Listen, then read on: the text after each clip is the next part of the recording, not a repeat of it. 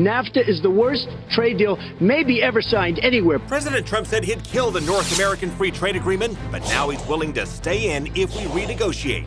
We'll show you what this means and what to expect. And we'll break down his tax cut plan and his first 100 days with Fox 13 pollster Matt Towery and strategist Adam Goodman. Plus, in our humor segment, we'll mix football, politics, and alternative facts in our alternative draft. And with the 5th pick, the Tampa Bay Buccaneers select. This is Money, Power, and Politics.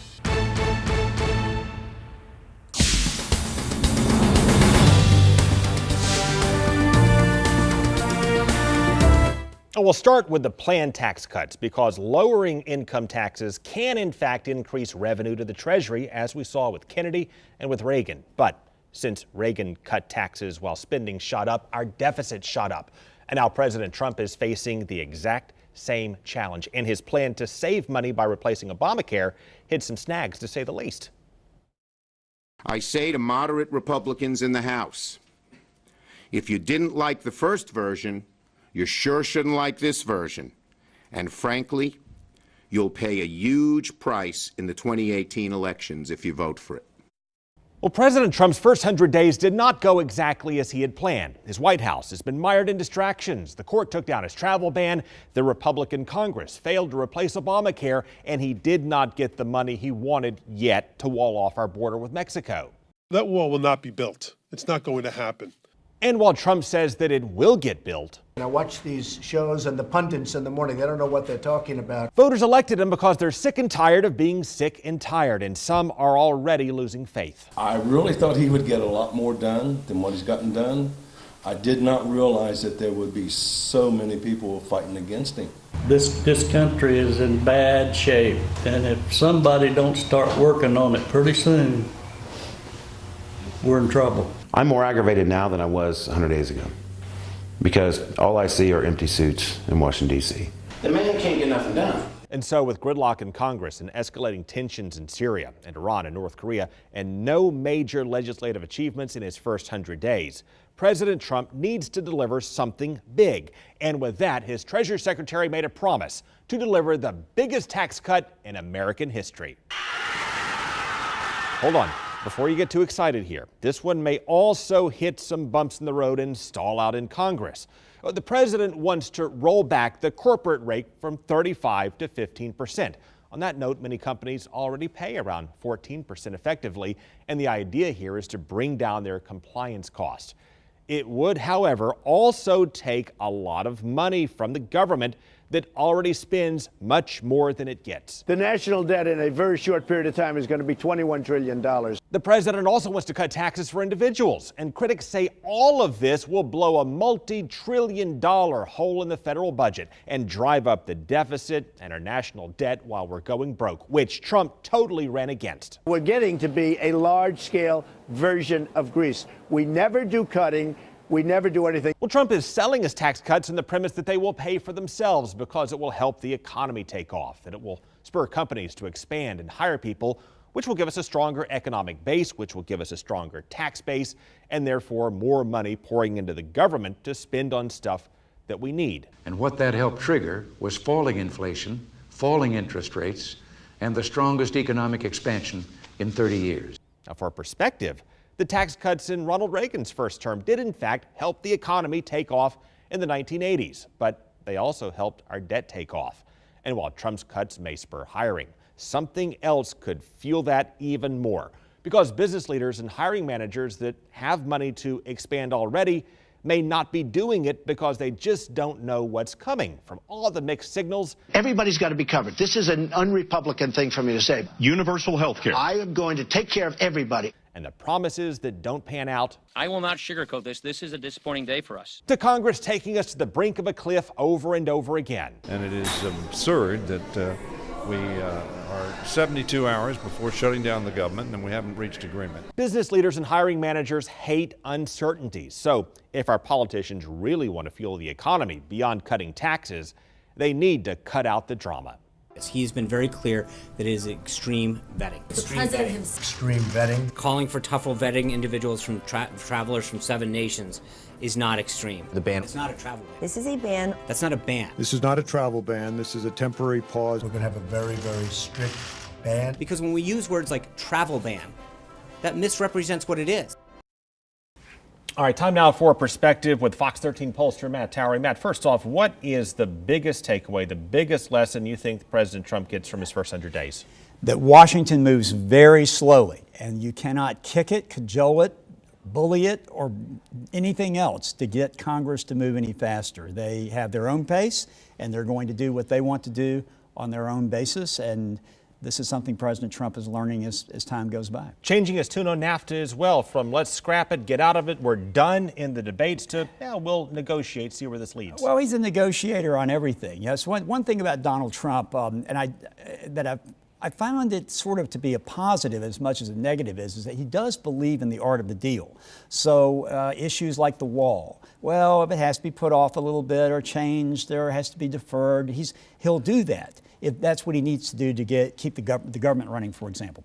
It wasn't just the Reagan tax cuts that drove up the debt. It was the fact that we did not cut spending at the same time. In fact, spending went up.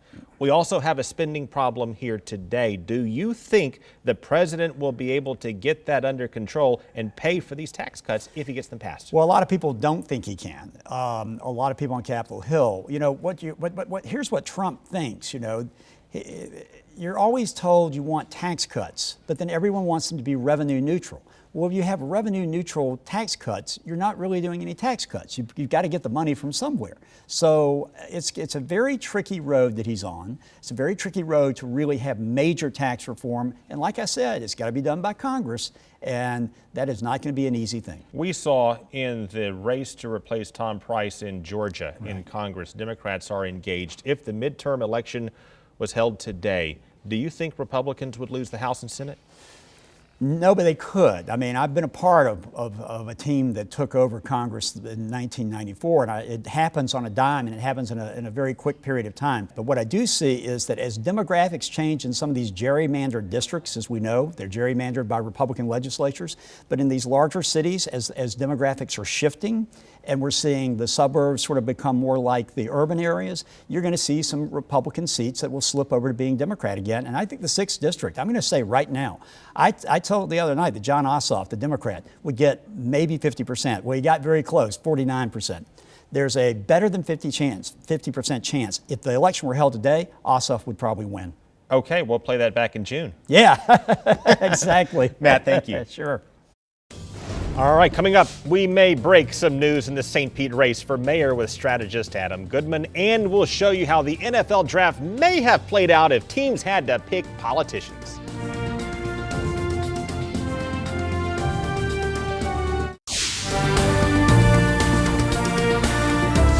All right, time now for Republican strategist Adam Goodman. Edward R. Murrow Fellow, thank you for joining us. Thank you. Okay, give President Trump a grade, A through F, for his first 100 days.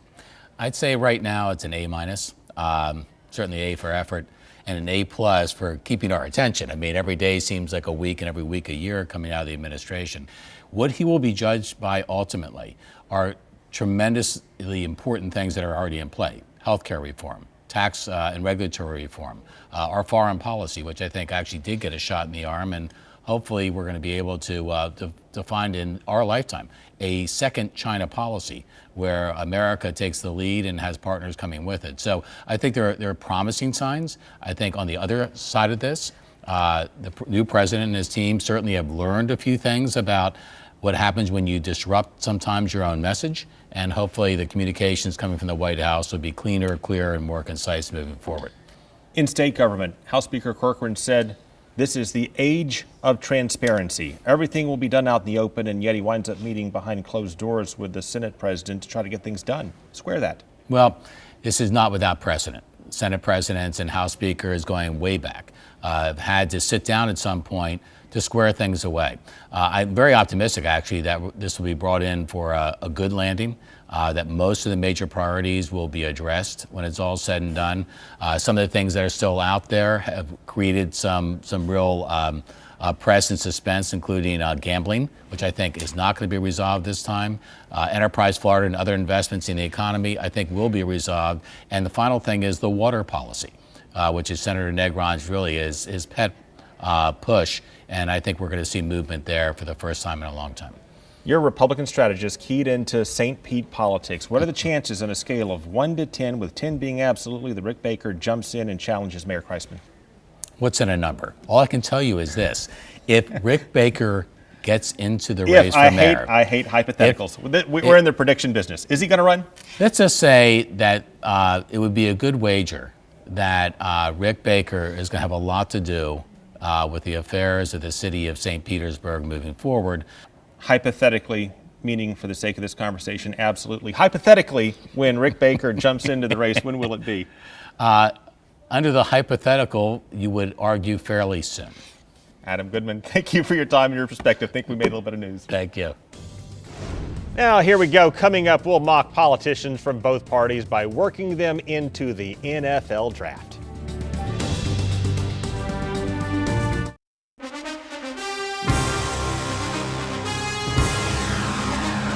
All right, second annual Money Power Politics Draft. Craig Patrick here with Marissa Lynn. Here we go. Boy, you never know what you're going to get. Except maybe Cleveland. You know, they usually pick first in this thing. Okay, so who's picking first this year? Cleveland. I thought they were better than that. You're thinking basketball. Oh, okay. So I guess Cleveland's got the first pick, and we have to kick it off, as always, with our annual blast from Howard Dean. And there we have it. So off we go now to Director Darren. He's going to have... That's Commissioner Darren to you. Yeah. Commissioner Darren. Sorry about that. Yeah, Commissioner Darren, take it away. With the first pick in the second annual Money, Power, and Politics Draft, the Cleveland Browns select Rob Ford.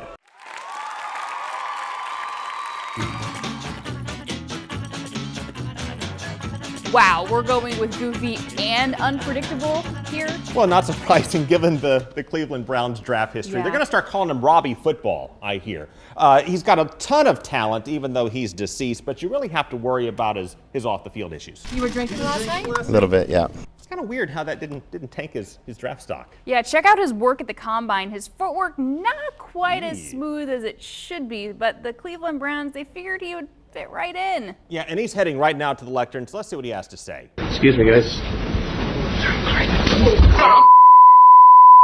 Holy Christ! That's gotta hurt. Yeah. Well, speaking of hurting, I believe San Francisco 49ers are on the clock next, right? Yeah, the next pick is in. Let's send it back to Commissioner Darren. With the second pick, the San Francisco 49ers select Sean Spicer. There you go. Spicer's off the board here. You knew he wouldn't last long. Yeah, but he's playing in San Francisco, and that's not exactly Trump country. I wonder what he thinks about that. This was irresponsible and reckless. Yeah, wait a minute. Wait a minute. How does he play football for the 49ers on one side of the country and give those press briefings on the other? Well, he's definitely no two-sport athlete like Deion Sanders was, so Trump gave him what he wanted, and he moved Gronkowski up the depth chart. Need some help? I think I got this, but thank you. Maybe. I hear the chime, so the next pick is in. With the third pick, the Chicago Bears select Barack Obama. Well, that's kind of a good pick-me-up for him, especially after a rough year. Well, you know, his old team had that epic meltdown, thought they had it in the bag, and just lost it all at the end. Are you talking about the Atlanta Falcons? No, we're talking about the Democrats. But see, Barack Obama right now is exactly where he wants to be. Let's listen in. I am ready for the Bears to go all the way, baby. I just don't have the heart to tell him that his Bears only won 3 games last season. Well, that's still more than the Democrats. And they're starting to get excited, especially after they take a look at the president's approval ratings. I believe that we can win. I believe that we can win. There are those chimes again. The next pick, it's in. Let's do it.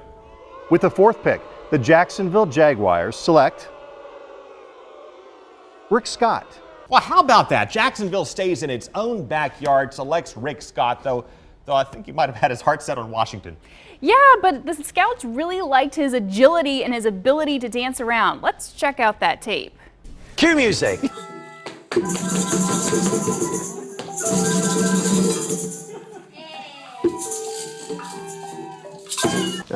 It was very pleasant to watch, and I think you should be given the opportunity. So those post-game press conferences, they could get really interesting. No, not really, not with Scott. No, those are usually pretty predictable. He starts off by answering any question by saying, as you know. As you know. Well, as you know, as you know, as you know, as you know, as you know. And then he tells you something totally obvious that you already know. That's a big truck you got. Yes. And then he just tends to redirect about jobs. What do we need? We need more jobs. Jobs. We want more jobs. We need jobs. So what about a trade? Oh, yeah, he also likes to talk about trade. Trade missions, more trade. Trade mission, the way to get more trade, free trade agreement. Trade, more trade agreements on these trade missions. Free trade agreements focus on trade. So I think all of that trade talk really inspired the first big trade of the night. And it's the Tampa Bay Bucks just trading every single pick they have to trade up into the top 5. Let's just hope they don't pick another kicker. Well, I think a lot of the pre-draft talk really centered around picking a running back like Dalvin Cook or Christian McCaffrey. And you know who the president and vice president prefer. Christian. Yeah, see, that they kind of prefer McCaffrey, I think. Yeah, Craig, this is not the real draft. No, we're choosing, I guess, alternative picks. The next pick is in. Let's go to Commissioner Darren. And with the 5th pick, the Tampa Bay Buccaneers select Dan Coates. Wait a minute, isn't he the director of national intelligence guy who's supposed to know where everything is? Sometimes. I just got a note saying I'm at the wrong hearing, but I'll go try to find out where I'm supposed to be. Okay. Wait a minute, they can't pick the director of national intelligence. They must have walked up with the wrong name. I think they've done that at least once before. Let's give them a do-over. Yeah, well, one more time, Commissioner Darren, pick somebody else for the Bucks. Let's say somebody from Florida who did not get picked last year. Oh, that's easy. Marco Rubio. Well, there you go. He can surely lead the Bucks to a Super Bowl, right? I have never gotten a Super Bowl right. I don't know. They may have reached on him a little bit. He doesn't look much like a running back. No, he looks more like a lawyer with a briefcase. And he could be the steal of the draft, though, based on things he said before the draft. A lawyer with his briefcase can steal more than 100 men with guns. I don't know how that's relevant to this, but I thought it was a really good quote. Well, a little slip there, but he has tons of potential. What does he need just to take the next step? Probably just a glass of water. Make sure that there's water nearby. Like right now.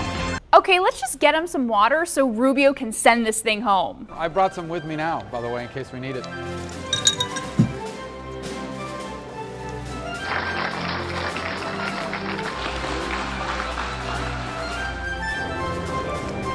Mitt Romney might find not really persuasive. I think I just drank Clint Eastwood's water. Thank you. All right, Rubio's hydrated, so Jeb Bush, as usual, gets the last word. Please clap. All right, and there you go. So goes our 2nd annual Money, Power, Politics football draft. By the way, you can watch much more on our YouTube channel. Search for Craig Patrick's Money, Power, and Politics and click subscribe at the top of the page. And you can also check out last year's Money, Power, and Politics draft. Look at this. Darren was our commissioner for that one, too. You know what? I feel like I'm wearing the same shirt as last year. Am I wearing the same shirt? Yeah, he is. Okay, we're going to switch gears. Coming up, we're going to explain what's happening in North Korea, our options here, and what to expect next week. Well, President Trump says he fears major conflict with North Korea, which seems determined to develop long-range nukes that could strike the United States. So Marissa Lynn breaks down our options. Admiral Harry Harris, commander of the U.S. Pacific Command, says North Korea remains the nation's, quote, most immediate threat. Kim Jong-un is making progress on his quest for nuclear weapons. All nations need to take this threat seriously because North Korea's missiles point in all directions. Kim Jong-un is not backing down. A North Korean missile with a nuclear payload capable of striking an American city is no longer a distant hypothetical, but an imminent danger, one that poses a real and rising risk of conflict. A day after the Senate visited the White House, the Senate Armed Service Committee continued to hold hearings. There was a strong merit for a, quote, Asia-Pacific Stability Initiative This initiative could enhance U.S. military power through targeted funding to realign our force posture in the region. Wednesday, a senior administration official told reporters military preparations are underway, should such action need to be taken. President Trump, along with Defense Secretary James Mattis, says all options are on the table, especially when it comes to the unpredictable Kim Jong-un. Though that same official won't go into detail of what those preparations consisted of, they said there is also a focus on diplomatic and economic sanctions. Those efforts are complicated too. Ever since the U.S. deployed an advanced anti-missile system in South Korea, China has put its guard up against the U.S. The only impetus to encourage China to engage with North Korea in the way that we would like in order to help us get them to back down on their nuclear program would be if we initiated much more extensive sanctions on China with respect to their financial system, or if they believe that there was imminent threat of war on the Korean Peninsula. I think there's some room in the sanctions regime, but there's not a lot left in there, but there are some, and we should apply all of those that we can before we're left with only the other choice. The anti-missile system is expected to be operational in the coming days. And that's our show, folks. We will see you again next week. Take care.